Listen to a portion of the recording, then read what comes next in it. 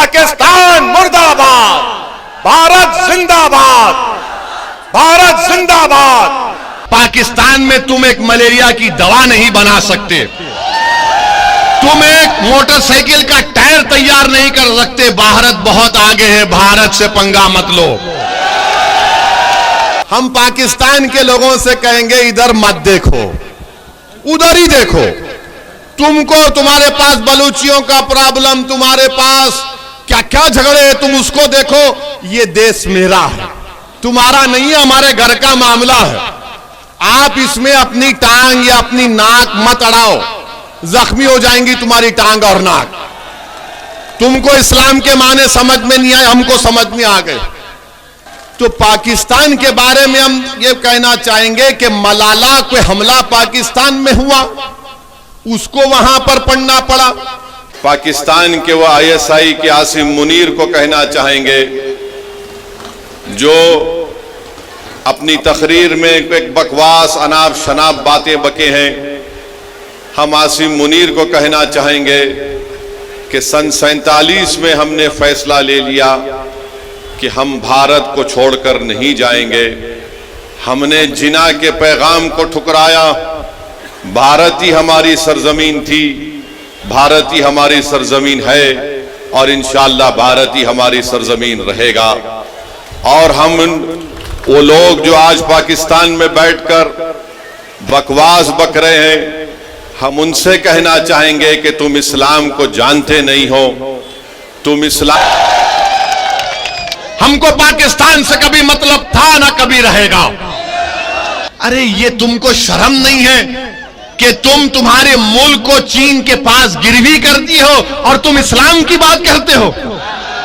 वो चीन जो जिनजियांग में मुसलमानों को 20 लाख मुसलमानों को कैद में बंद कर दिया, जिनको जबरन सूअर खिलाया जा रहा है चीन में, आज वो मिनिस्टर इस्लाम की कामयाबी की बात करता है।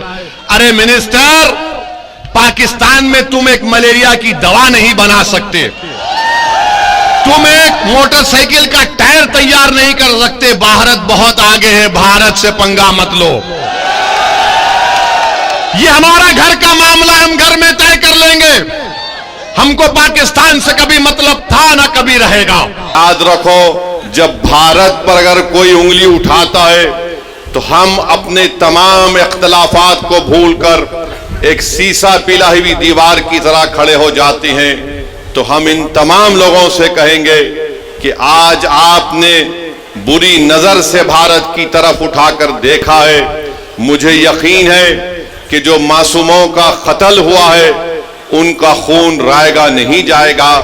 बल्कि मैं तायीद करता हूं कि भारत सरकार ने यह फैसला लिया कि पाकिस्तान की कश्तियां और पाकिस्तान के प्लेन भारत के हुदूद में नहीं आएंगे। बल्कि हम ये भी कहेंगे कि पाकिस्तान को FATF के ग्रे लिस्ट में डाल दिया जाए और जो लोग पाकिस्तान में बैठकर भारत के ताल्लुक से क्या क्या कहते हैं नहीं मालूम, मगर इनको आईने में अपनी सूरत देखना चाहिए। तुम कौन सा मिसाइल टेस्ट करते टेस्ट कर लो, याद रखो, मगर भारत तुम्हारे से ताकतवर है और हमेशा रहेगा इंशाअल्लाह ताला। पाकिस्तान के संविधान के लिहाज से कोई गैर मुस्लिम वहां का वजीर आजम प्रधानमंत्री नहीं बन सकता। पाकिस्तान भाड़ में जाए, भाड़ में जाए ना, हमको पाकिस्तान से क्या करना है। अगर हम ये समझेंगे कि पहलगाम में उत्तर प्रदेश से या महाराष्ट्र से या बिहार से कोई आदमी गया और उसकी मौत हो गई तो हम खामोश बैठ जाएंगे। बल्कि मैं तो ये देख रहा हूं कि पहलगाम का ये वाकया भारत के हर गरीब को, हर दौलतमंद को, हर पढ़े लिखे को, हर किसान को झिझोड़ के रख दिया है। अब हम उम्मीद करते हैं कि हमारी हुकूमत एक मौसर इक़दाम उन पर करेगी, जैसा कि माजी में सर्जिकल स्ट्राइक और बालाकोट भी हुआ था। और जो बैनुल अक़वामी मुल्कें भारत से कह रही हैं कि पाकिस्तान से बात कर लो, अरे फिर यूक्रेन और रशिया में क्या हुआ, तुमने क्या किया वहां पर? मेरे अजीज दोस्तों और बुजुर्गों, यह एक हिसास मसला है और इस मसले के ऊपर हमको एक होकर खड़े होना है।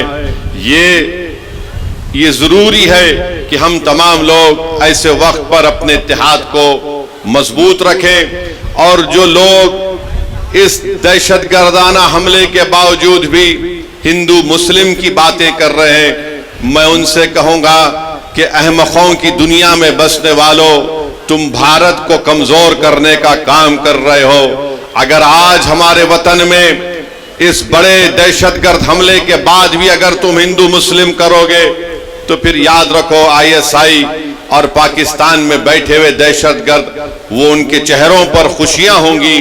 तो आप हमसे भी उनसे भी कहेंगे कि तुमको जो कुछ अनाप शनाप बकना है थोड़े दिन खामोश बैठ जाओ, ताकि हम एक मौसर जवाब दे सकें, ताकि हमेशा के लिए इस देश में दहशतगर्दी का खात्मा हो सके।